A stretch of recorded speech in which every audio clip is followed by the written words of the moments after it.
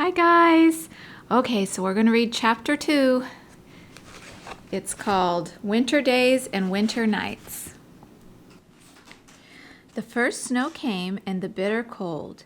Every morning Pa took his gun and his traps and was gone all day in the big woods, setting the small traps for muskrats and mink along the creeks, the middle-sized traps for foxes and wolves in the woods. He set out the big bear traps, hoping to get a fat bear before they all went into their dens for the winter. One morning he came back, took the horses and sled, and hurried away again. He had shot a bear. Laura and Mary jumped up and down and clapped their hands. They were so glad.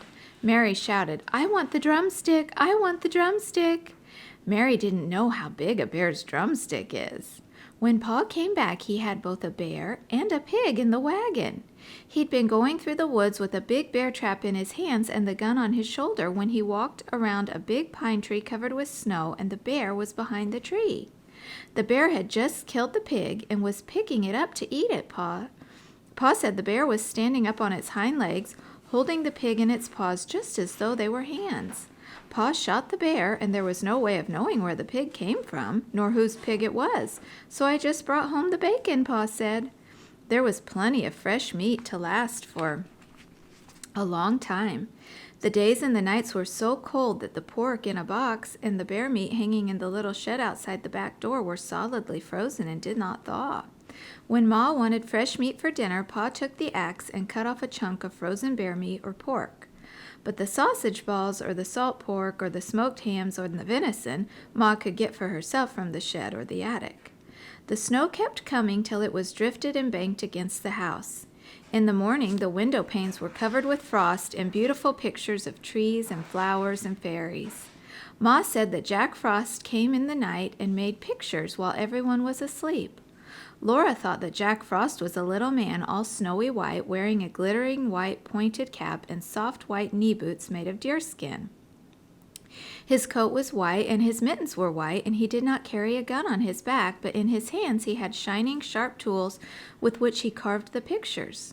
Laura and Mary were allowed to take Ma's thimble and make pretty patterns of circles in the frost on the glass, but they never spoiled the pictures that Jack Frost had made in the night. When they put their mouths close to the pane and blew their breath on it, the white frost melted and ran in drops down the glass. Then they could see the drifts of snow out the doors and the great trees standing bare and black, making thin blue shadows on the white snow. Laura and Mary helped Ma with the work. Every morning there were dishes to wipe. Mary wiped more of them than Laura because she was bigger, but Laura always wiped carefully her own little cup and plate. By the time the dishes were all wiped and set away, the trundle bed was aired. Then, standing one on each side, Laura and Mary straightened the covers, tucked them in well at the foot and the sides, plumped the pillows, and put them into place. Then Ma pushed the trundle bed into its place under the big bed. After this was done, Ma began the work that belonged to that day.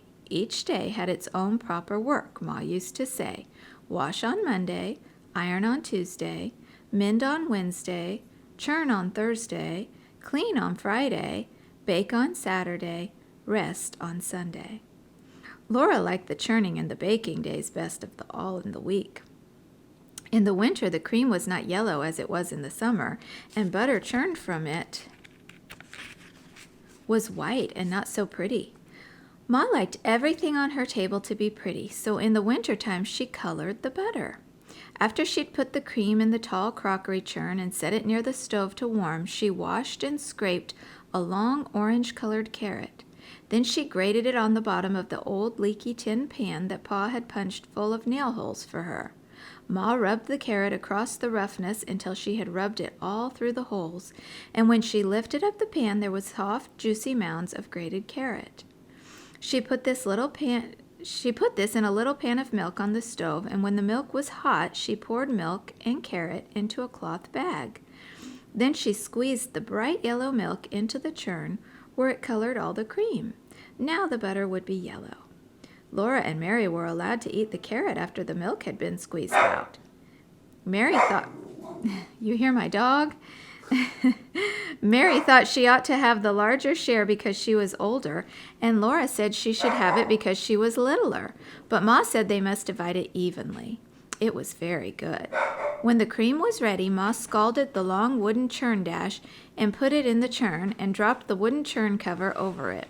The churn cover had a little round hole in the middle, and Ma moved the dash up and down through the hole. She churned for a long time. Mary could sometimes churn while Ma rested, but the dash was too heavy for Laura. At first, the splashes of cream showed thick and smooth around the little hole. After a long time, they began to look grainy. Then Ma churned more slowly, and on the dash there began to appear tiny grains of yellow butter. When Ma took off the churn cover, there was the butter in a golden lump drowning in the buttermilk. Then Ma took out the lump with a wooden paddle into a wooden bowl, and she washed it many times in cold water, turning it over and over and working it with the paddle until the water ran clear. After that, she salted it. Now came the best part of the churning. Ma molded the butter. On the loose bottom of the wooden butter mold was carved the picture of a strawberry with 2 strawberry leaves. With the paddle, Ma packed butter tightly into the mold until it was full. Then she turned it upside down over a plate and pushed on the handle of the loose bottom. The little firm pad of golden butter came out with the strawberry and its leaves molded on the top. Laura and Mary watched breathless, one on each side of Ma, while the golden little butter pats, each with its strawberry on the top, dropped onto the plate as Ma put all the butter through the mold. Then Ma gave them each a drink of good, fresh buttermilk. On Saturdays, when Ma made the bread, they each had a little piece of dough to make into a little loaf. They might have a bit of cookie dough, too, to make little cookies, and once Laura even made a pie in her patty pan. After the day's work was done, Ma sometimes cut paper dolls for them. She cut the dolls out of stiff white paper and drew the faces with a pencil. Then, from bits of colored paper, she cut dresses and hats, ribbons and laces so that Laura and Mary could dress their dolls beautifully. But the best time of all was at night when Pa came home. He would come in from his tramping through the snowy woods with tiny icicles hanging on the ends of his mustache. He would hang his gun on the wall over the door, throw off his fur cap and coat and mittens, and call, "Where's my little half pint of sweet cider half drunk up?" That was Laura, because she was so small. Laura and Mary would run to climb onto his knees and sit there while he warmed himself by the fire. Then he would put on his coat and cap and mittens again and go out to do the chores and bring in plenty of wood for the fire. Sometimes when Pa had walked his trap lines quickly because the traps were empty, or when he'd gotten some good games sooner than usual, he would come home early. Then he would have time to play with Laura and Mary. One game they loved was called Mad Dog. Pa would run his fingers through his thick brown hair, standing it all up on end. Then he dropped on all fours, and growling, he chased Laura and Mary all around the room, trying to get them cornered where they couldn't get away.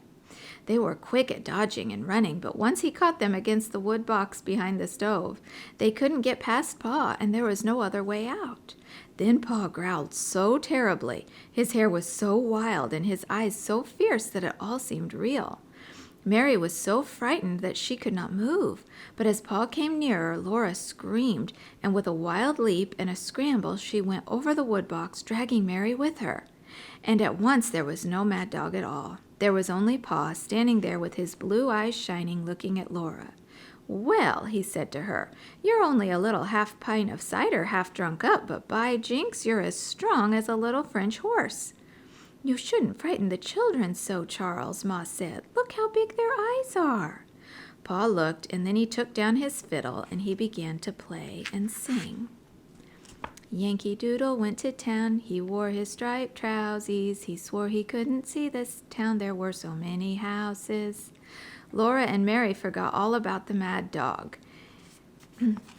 And there he saw some great big guns, big as a log of maple, and every time they turned 'em round, he took 2 yoke of cattle.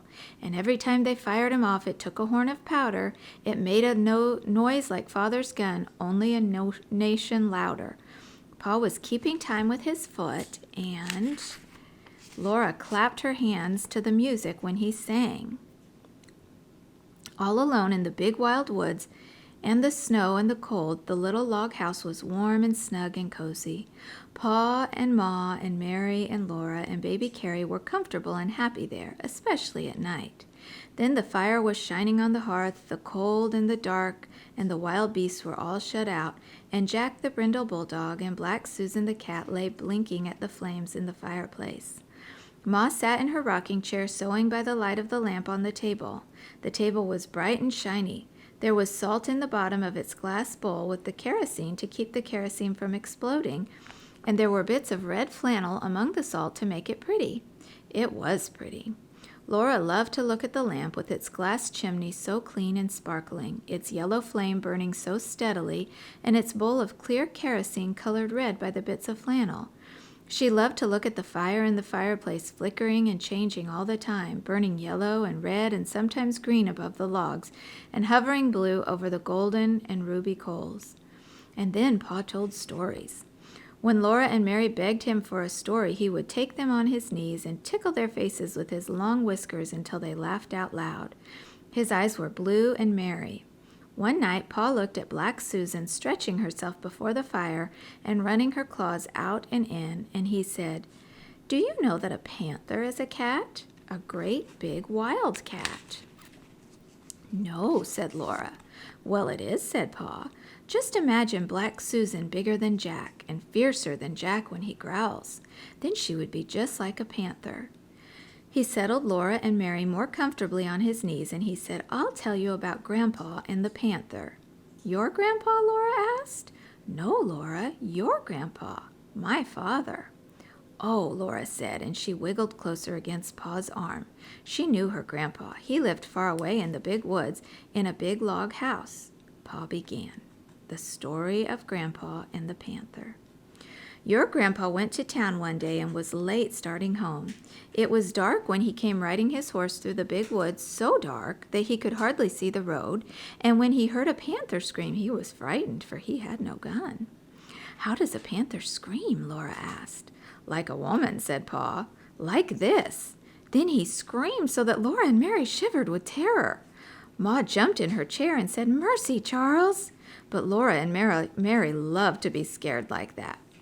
The horse with Grandpa on him ran fast, for it was frightened too, but it could not get away from the panther. The panther followed through the dark woods. It was a hungry panther, and it came as fast as the horse could run. It screamed now on this side of the road, now on the other, and it was always close behind. Grandpa leaned forward in the saddle and urged the horse to run faster. The horse was running as fast as it could possibly run, and still the panther screamed close behind. Then Grandpa caught a glimpse of it as it leaped from treetop to treetop, almost overhead. It was a huge black panther, leaping through the air like Black Susan leaping on a mouse. It was many, many times bigger than Black Susan. It was so big that if it leaped on Grandpa, it could kill him with its enormous slashing claws and its long, sharp teeth. Grandpa on his horse was running away from it just as a mouse runs from a cat. The panther did not scream any more. Grandpa did not see it any more, but he knew that it was coming, leaping after him in the dark woods behind him. The horse ran with all its might. At last the horse ran up to Grandpa's house. Grandpa saw the panther springing. Grandpa jumped off the horse against the door. He burst through the door and slammed it behind him. The panther landed on the horse's back just where Grandpa had been. The horse screamed terribly and ran. He was running away into the big woods with the panther riding on his back and ripping his back with its claws. But Grandpa grabbed his gun from the wall and got to the window just in time to shoot the panther dead. Grandpa said he would never again go into the big woods without his gun. When Pa told this story, Laura and Mary shivered and snuggled closer to him. They were safe and snug on his knees with his strong arms around them. They liked to be there before the warm fire, with Black Susan purring on the hearth and good dog Jack stretched out beside her. When they heard a wolf howl, Jack's head lifted and his hairs rose stiff along his back. But Laura and Mary listened to that lonely sound in the dark and the cold of the big woods, and they were not afraid. They were cozy and comfortable in their little house made of logs, with the snow drifted around it and the wind crying because it could not get in by the fire. And that's the end of chapter 2. So I look forward to seeing you guys on Monday. Bye-bye.